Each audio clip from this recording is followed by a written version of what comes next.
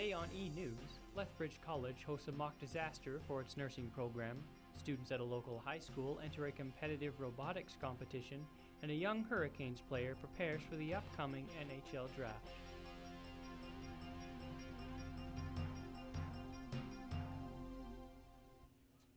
Welcome to eNEWS. I'm Michael Rodriguez. And I'm Seth Slomp, and here's today's top story. The city of Lethbridge is getting ready for spring. With that comes the yearly routine of changing our clocks for daylight savings. Kayla Parker reports. While setting the clocks forward might be easy, taking the time to readjust might not be. On Sunday, March 11th, the city of Lethbridge had to switch their clocks 1 hour ahead of time for daylight savings. But the switch in time may have negative effects on people. Students may feel they didn't get enough sleep and are more tired due to the hour lost. Madison Chambers, a lab technician at the Lethbridge College, says that losing the extra hour of sleep makes it a little stressful to complete things when she's tired. Yeah, that was a little hard for me because I work shift work at the hospital, so having to wake up that hour earlier was a little tough too. Sarah Zupla, a worker in the health and counseling service, says during daylight savings, students tend to feel exhausted, which could affect their mental health. Everybody's a bit more tired around daylight savings time, so it could be a little bit lower functioning in classes and just feeling tired and exhausted. Zupla says there are things students can do to help deal with the exhaustion. Go to bed an hour earlier, and just lots of fluids and eating healthy, and especially just lots of rest. These suggestions are just a few tips to help students make it to the end of the semester. Kayla Parker, eNEWS. For more information, you can go to the Health and Counseling Services. A new welding facility was opened this school year at Lethbridge College, providing students with the best quality education the province has to offer. Tegan Stewart reports. After 5 years of planning, the new welding facility has finally opened at Lethbridge College. Located in the trades wing, the new facility has everything the program needs to provide the students with the best welding education the province has to offer. Pat Bajorn has been a welding instructor at the college since 1998. He says these are the biggest changes he has seen since he started, and he couldn't be happier with it. I believe they can more easily do the projects they need to do. They have all the tooling in every booth they need to do any type of project they want. They've got every process available to them. We're very, very happy with this facility. It's at least 90% better than the old facility we were in. The whole building has a proper lighting and ventilation required to make the welding facility a safe place for students to learn this sometimes dangerous trade. Garrett Gore, a second-year welding student, is also very pleased with the improvements.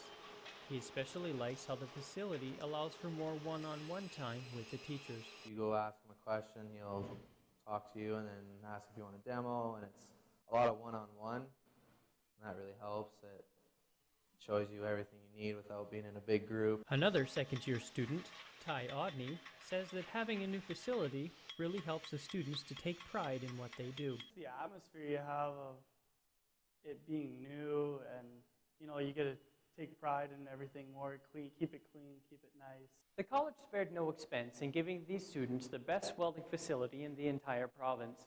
The students no longer have to share workspaces and tools with each other, which reduces the amount of stress that comes with dozens of projects they have to turn out in such a short period of time.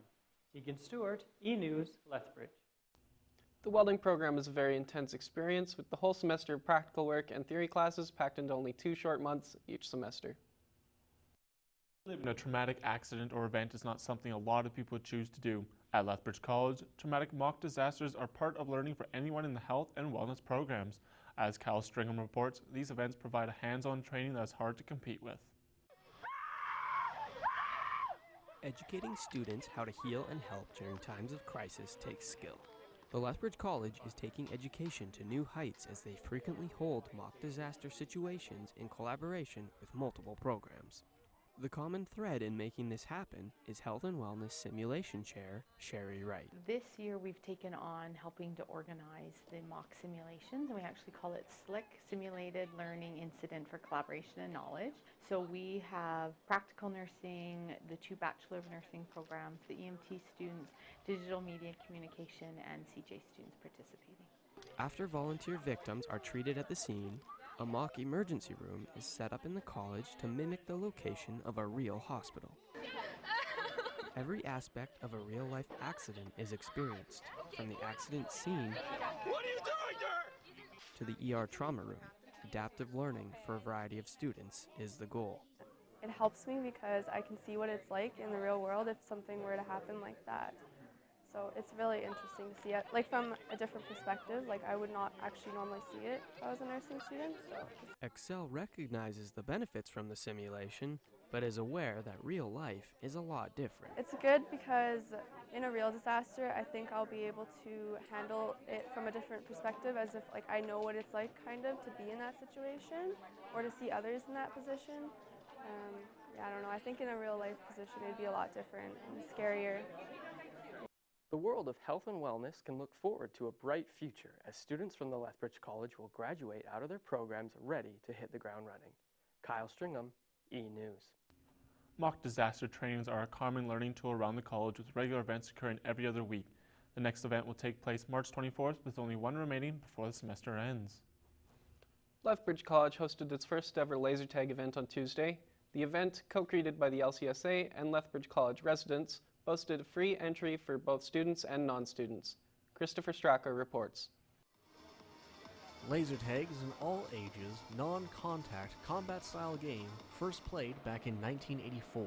Yet, in those 34 years, Lethbridge College has never hosted a laser tag event, according to Tanner Mercer, Events and Communications Director with LCSA. As far as I know, yes. I really do believe, as far as back as the LCSA has been around, we've never done a laser tag. The event, which included basketball, 2x4 Jenga, and board games, offered free participation for everybody in attendance, including non-students. Mercer says that despite this, the event itself cost the LCSA nearly nothing, but did involve a fair amount of planning. It cost the LCSA the price of the pizza. We just did that, and then college residents paid for the entire event. We were working on it before the Christmas break, so around December we started planning.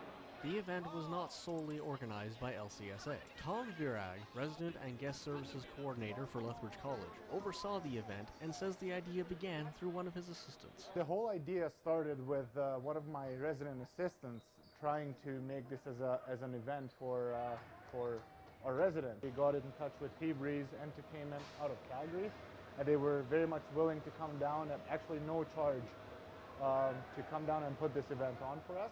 Virag says that it was his idea to partner up with the LCSA in order to reach out to as many students as possible, and not just on-campus residents. Agricultural science student Stephen Burles was one of the participants in the event, including laser tag. Burles, a former member of the Canadian Forces, says he enjoyed playing laser tag and would like to see it return, but also compared it to his military training. Well, this is definitely on a smaller scale.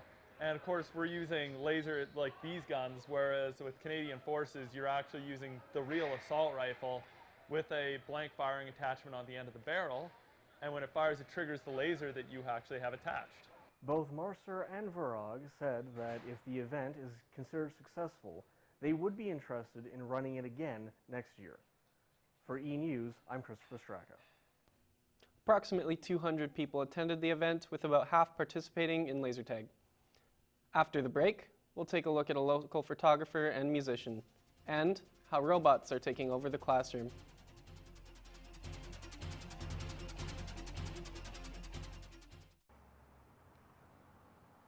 Don't settle when it comes to winter wear. Come to Borderline. With our on-hand expert staff, you can leave the knowledge to us. Here at Borderline, our apparel and board deals will turn your frostbite into a cost right. Gloves and toques, altitude jackets, or high-end longboards. Get out of the cold and into Borderline today.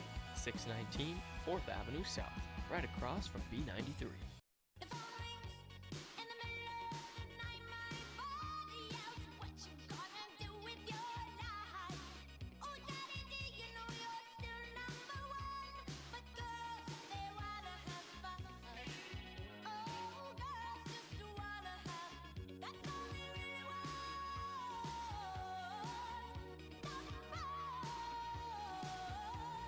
Drunken Sailor, a million outfits, a million possibilities.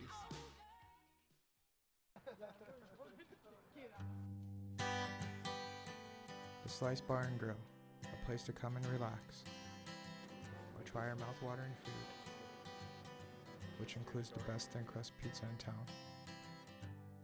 Have a quick game of pool with a friend, and enjoy some live performances, all here at the Slice Bar and Grill. Come for a night of drinks, laughter, and all-around good time here at the Slice, 314 8th Street South, across the street from Long and McQuaid. Coffee is more than just a pick-me-up. It's an art form. The precision movements and timing, the beautiful equipment, to the beautiful end product.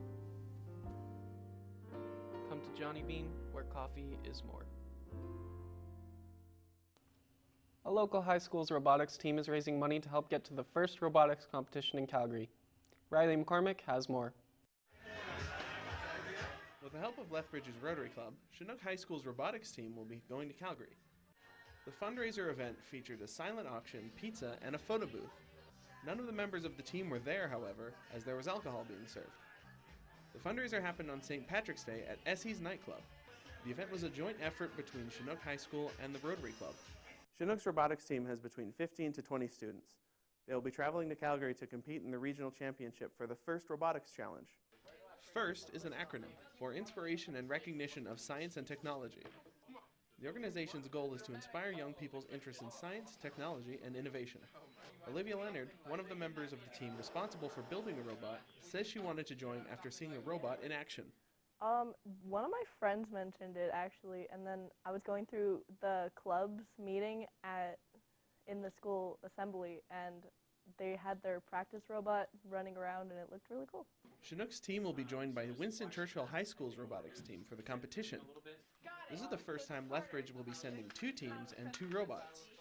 Another member responsible for building the robot, Ashley Summerall, says she was inspired to join because of her interest in robots and some other additional perks. Me and my friend were looking through all the clubs and stuff at our school, and robotics piqued our interest because we got pizza if we joined, and we got to build a robot, and it was great. If they win in regionals, they will advance to Houston and take on international teams in later competitions with thousands of spectators. I'm Riley McCormick for eNEWS. The competition is scheduled to begin April 4th and continue until the 7th in Calgary's Genesis Centre. A local artist has been making a name for himself in Lethbridge for being the man with many talents. From doing photography at special events to recording his first solo album, Jared Wolfchild has more. Photographer, musician, and wise guy. The man with many talents. Local artist Gabriel Thane has been hard at work, making a name for herself in Lethbridge. Gabriel has been playing music for as long as he can remember, be one of 5 children in a family full of musicians. I have 4 sisters.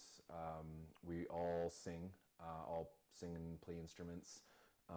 We love to sing together, so I grew up singing harmony, and my parents both sing too, and play instruments as well, so we got just a kind of big family full of musicians. His first love, the guitar, which he has been playing for 21 years now.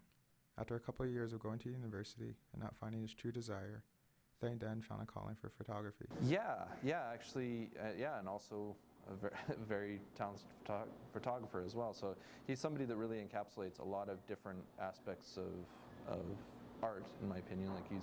He's good at all of them, which you don't always see. He's a very talented guy. Gabriel says he'd like to thank his wife for being an amazing and supportive partner, and for his kids. Gabriel Thane has just returned back from Ontario from recording his 15-track solo album. He will be performing at the Slice on April 6th. Jared Wolfchild, eNEWS. You can find Gabriel Thane performing at local open mics around town or stop by April 6th at the Slice to see him live. When we come back, we'll look at a college student overcoming a hurdle of her own concussion, and the NHL draft is keeping their eye on a young, up-and-coming Hurricanes defenseman.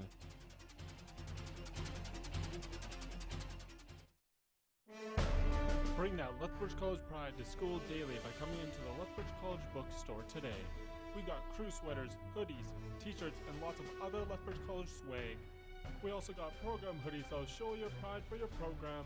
The Lethbridge College bookstore also has all the latest Kodiak's game day wear in Under Armour hoodies, Kodiak sweatpants, and game day t-shirts. Come on into the Lethbridge College bookstore today and we'll help you on your way to show Kodiak's and college pride. After a long day, come into the movie mill, grab some snacks, and enjoy a night at the mill. There's nothing better than seeing an exciting new movie in the cinema. Why not do it for less at the movie mill? We have a wide selection of movies for you to see. Matinees for only $4, evenings for $5, and $3 on Tuesdays. The movie mill is perfect for a date night, hanging out with friends, or seeing a movie by yourself. However you want to enjoy a movie, we got you covered. The movie mill is located right beside Value Village on Mayor McGrath Drive South. Check out our website today for showtimes. Stepping into a mommy shop means stepping into a world of diverse culture and unique flavors. Our store offers a wide variety of food and product selections from any part of the world. You can discover new recipes with our cooking kits, or ask our experienced staff for the best cooking advice. Don't feel like cooking? Try our delicious menu cooked fresh by experienced chefs. Come experience the flavors today at Umami Shop, located on 814 4th Ave South. A Lethbridge Hurricanes defenseman is poised to make waves in the upcoming NHL entry draft. I had the opportunity to meet him prior to the last regular season home game. It's the dream of every young hockey player. Every June, after the postseason comes to a close and the Stanley Cup is hoisted above the heads of the NHL's top team, the league holds its entry draft, granting young CHL prospects a shot to do the same. The Lethbridge Hurricanes have seen their share of players enter the NHL over their history. Stanley Cup winners such as Brent Seabrook and Chris Versteeg got their starts as members of the Hurricanes. Kalen Addison is set to be the next Kane to have an opportunity to make an impact at the NHL level. Addison said he's focused on the team and the upcoming playoff run right now, but the pressure of the draft is always on his shoulders. It's pretty stressful. I mean, you can say it's not in your head, but it is. It's the most important year of your life. It's stressful, but you just got to go out there and play your game and, play with confidence and just do what you do. Addison is a 5'10" offensive defenseman who is lethal on the power play. With 65 points in 68 games, he finished the season first in power play points and 10th overall amongst defensemen in the WHL. Addison's coach, Brent Kissio, said Addison has improved his defensive game a lot this year and is only getting better. His pro potential is very high. Obviously, he's got a long ways to go. As long as he keeps working hard and learning and putting the time in off the ice, he's going to have a good chance to be a really, really good pro hockey player. Current rankings have Addison going in the early second round of the draft, though he's been projected as high as 22nd overall throughout the year. Addison is thrilled to go anywhere in the draft, and it's a dream come true to be drafted by any NHL team, though he will be in Dallas on June 22nd for the NHL entry draft. For eNEWS, I'm Michael Rodriguez. Addison is set to be the highest picked Hurricane since the 2009 draft, in which forward Carter Ashton was taken 29th overall by the Tampa Bay Lightning. Between 1.7 and 3 million concussions are reported each year. For young people, many of the concussions come from playing sports. For Haley Johegi, she sustained 2 sports-related concussions in the matter of 3 months 4 years ago. I had a chance to talk with her, and here's the story. Lethbridge College Kodiak's basketball rookie Haley Johegi has been playing basketball ever since she was a little kid. But that was about to change when she sustained a head injury while wakeboarding at her cabin on July 29, 2013. I hit some big waves and there was a storm coming in and I fell off the board and cut my head open. I had a 10 centimeter long skull deep gash in my head. After the accident, the doctor told her 10 days, so she didn't think it was a big deal.